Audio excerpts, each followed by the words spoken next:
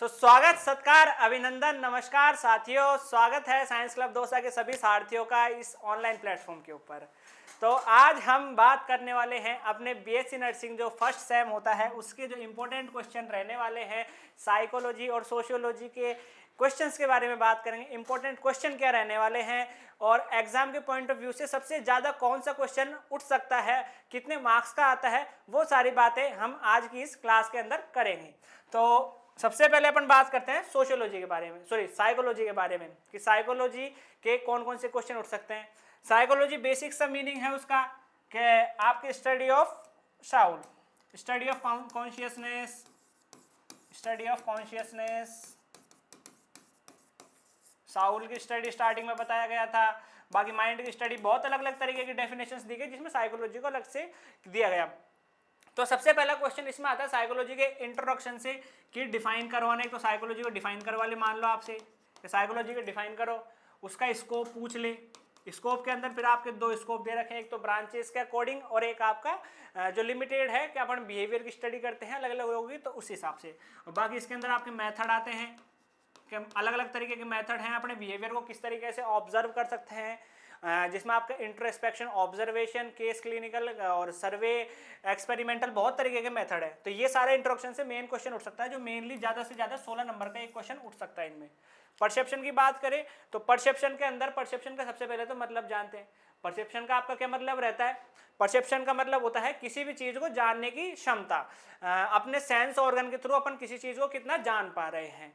यानी कि जैसे मान लो मेरी आंख है भी इस कैमरे के सामने लगी हुई है, तो ये जो कैमरा है मेरी आंखें इसको देख रही है और पहचान रही है कि ये कैमरा है। यूं नहीं सोच रही है कि ये कैमरा ना होकर के कोई ऐसा बोतल है पानी की या फिर कुछ भी।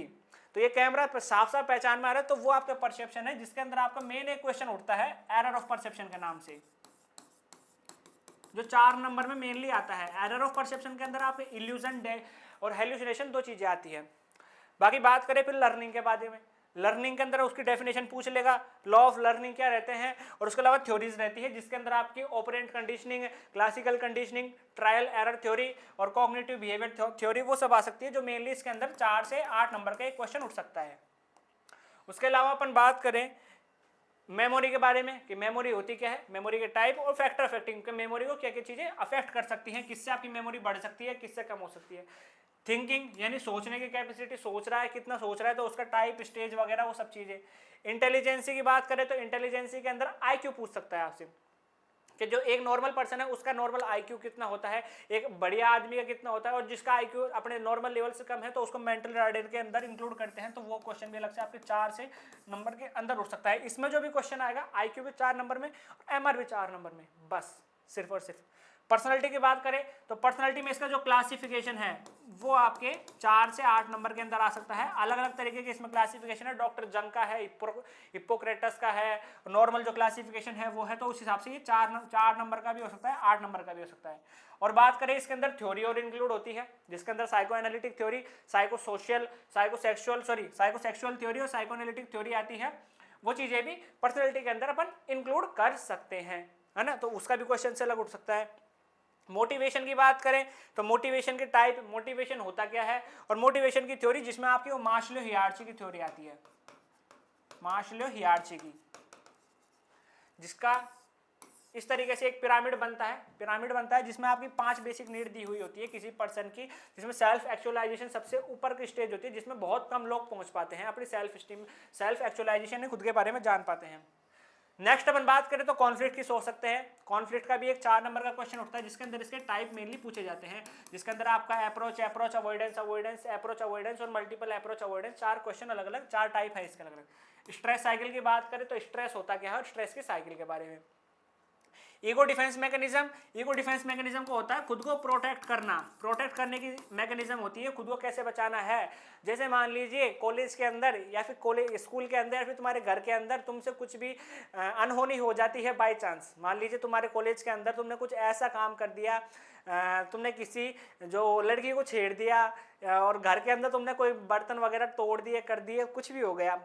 कॉलेज में तुमने कोई लड़की को छेड़ दिया और फिर तुम बाद में उसका ब्लेम तुम्हारे ऊपर ना लेकर के किसी और पे लगा रहे हैं, या फिर तुम्हारी किसी से दोस्ती थी, वो अब आज के टाइम पर तुम जानबूझ के मतलब उससे लड़ाई हो गई तुम्हारी किसी भी तरीके से किसी दोस्त से, उसको तुम थोड़े टाइम के लिए भूल गए, तो वो भी एक तरीके से खुद को बचाने की एक मैकेनिज्म होती है। तो खुद को जो प्रोटेक्ट करने की मैकेनिज्म होती है उसको ईगो डिफेंस मैकेनिज्म के नाम से जानते हैं, जो मेनली 4 नंबर के अंदर आपकी आती है। इसके अंदर बहुत तरीके के टाइप रहते हैं आपके, compensation, suppression, repression, regression, displacement वगैरह, प्रोजेक्शन वगैरह। और गाइडेंस काउंसलिंग मतलब कोई भी अपन को गाइड करता है, काउंसलिंग करता है, तो उसके बारे में और चीजें। ये आपकी साइकोलॉजी के कुछ इंपॉर्टेंट 12 क्वेश्चन रहने वाले हैं। इन 12 क्वेश्चन से बाहर आपका जो पूरा पेपर है वो इसी के अंदर से आएगा, उसके अलावा बाहर से कहीं नहीं जाएगा। नेक्स्ट अपन बात करते हैं सोशियोलॉजी के बारे में। सोशियोलॉजी के बारे में बात करें तो सोशियोलॉजी समाजशास्त्र से, जिसके अंदर अपन को जानना है सोशियोलॉजी सबसे पहले तो होती क्या है कि सोसाइटी स्टडी करना। लोग जो रह रहे हैं अपने आसपास में, भाई तेरे बगल में दारू पीने वाला रहता है, तेरे पास का आसपास का कैसा माहौल है, और जिस तरीके के तुम माहौल के अंदर रह रहे हो वो तुम्हारे एक सोसाइटी के अंदर जिस तरीके के रह रहे हो वो तुम्हारे एक आपके आ जाता है, सोशियोलॉजी के अंदर इंक्लूड करते हैं। सोसाइटी की स्टडी कर रहे हैं अपन एक तरीके से, कि तुम्हारे आस पड़ोस में कोई दारू पीने वाला रह रहा है, या फिर कोई डॉक्टर रह रहा है, या फिर कोई मैनेजमेंट बढ़िया अच्छा काम करने वाला रह रहा है, या फिर कोई ऐसा रह रहा है जो लोगों में लड़ाई करवाता हो, है ना। तो वो है, ये सब चीज़ें सोशियोलॉजी के अंदर आती है। सोशियोलॉजी के स्कोप की बात करेंगे, ब्रांचेस की बात करेंगे, अलग अलग तरीके की ब्रांचेस हो सकती है सोशियोलॉजी की। इंपॉर्टेंस की बात करेंगे, सोसाइटी की बात करेंगे, कम्युनिटी की बात करेंगे, और सोशलाइजेशन के किसी भी इंडिविजुअल को सोशलाइज यानी कि समाज के जैसा बनाने के लिए, समाज में काम करवाने के लिए, तो उसका जैसा बनाने की जो प्रोसेस है उसको इंक्लूड करेंगे, और सोशलाइजेशन क्यों जरूरी है। अगली बात करते हैं कल्चर के अंदर, कल्चर कैसा कैसा है हर सोसाइटी के अंदर। सोशल ग्रुप की बात करें तो सोशल ग्रुप का क्लासिफिकेशन आ सकता है, प्राइमरी ग्रुप, सेकेंडरी ग्रुप, और उसका इंपॉर्टेंस आ सकता है। प्राइमरी हुआ, सेकेंडरी हुआ, in group, out group, caste and class, ये सबसे इंपॉर्टेंट क्वेश्चन रहने वाला है आपका, इसका और एक इसका। ये बहुत इंपॉर्टेंट क्वेश्चन रहेंगे आपके सोशियोलॉजी और सोशियोलॉजी के, ना, बहुत इंपॉर्टेंट रहते हैं ये, तो बिल्कुल रट के ही जाने हैं आप लोगों को।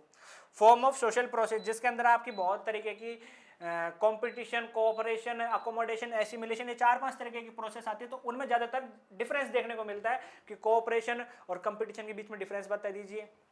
कोऑपरेशन हुआ आपका, और कंपटीशन के बाद में कंपटीशन के बीच में डिफरेंस बता दे। और पूछ ले आपसे, मान लो अकोमोडेशन और एसिमिलेशन के बीच में, एसिमिलेशन के बीच में। और सबसे इंपॉर्टेंट आपकी सिर्फ सोशियोलॉजी के अंदर एक थ्योरी आती है, मेनली मालथ्यूशन की थ्योरी आती है पॉपुलेशन की, जिसमें आपका फूड के बारे में और पॉपुलेशन किस तरीके से ग्रो कर रही है, एक जियोमेट्रिक रेशियो के अंदर है और एक नॉर्मल रेशियो के अंदर, जो जो रेशियो दे रखे हैं उस हिसाब से इसमें बताया गया है, और किस तरीके से अपन जो पॉपुलेशन है उसको कंट्रोल कर सकते हैं। उसके अलावा बात करते हैं फैमिली के बारे में। फैमिली है, फैमिली कैसी है, और मैरिज क्या है, शादी क्या है और परिवार क्या है, दोनों के बारे में भी क्वेश्चन उठते हैं सोशियोलॉजी के अंदर। एक तो फैमिली कितने तरीके की होती है, न्यूक्लियर जॉइंट ज़्यादातर आपने सुनी होगी।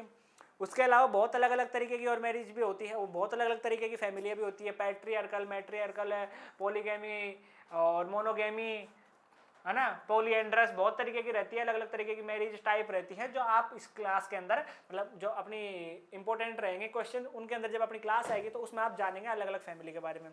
कम्युनिटी जो आपके प्रीवियस में बताई थी, कम्युनिटी किसको बोला।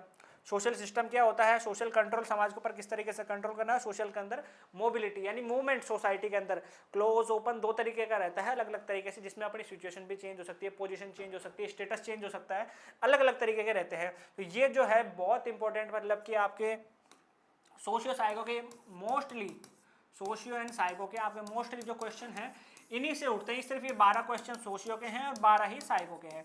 इनमें से अगर आपने इनको अच्छे तरीके से कंटेस्ट कर लिया तो क्या रहेगा आपका, जो रहेगा क्वेश्चंस वगैरह, पेपर रहेगा आपका बीएससी नर्सिंग फर्स्ट सेम का। किसका? बीएससी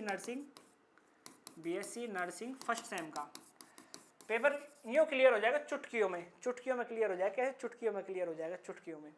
तो ध्यान रखना है, ये जो है आपके ये कुछ इंपॉर्टेंट क्वेश्चन रहने वाले हैं, और अगर आप इनका स्क्रीनशॉट लेना चाहे तो स्क्रीनशॉट ले सकते हैं, साइड में हो जाते हैं हम। तो ये कुछ आपके रहेंगे इंपॉर्टेंट क्वेश्चन साइकोलॉजी के, सोशियोलॉजी के। तो इनको खूब अच्छी तरीके से याद करें, जिससे कि आपका जो पेपर है अच्छे से अच्छा जाए। बाकी मिलते हैं फिर से नेक्स्ट वीडियो के अंदर, और आपको जो अब अगली क्लासेस आएंगी उनमें इन्हीं का सॉल्यूशंस मिलेगा, हर जो भी क्वेश्चंस हैं उनका चैप्टर वाइज या फिर टॉपिक वाइज। तो मिलते हैं नेक्स्ट वीडियो में, तब तक के लिए जय हिंद, जय भारत।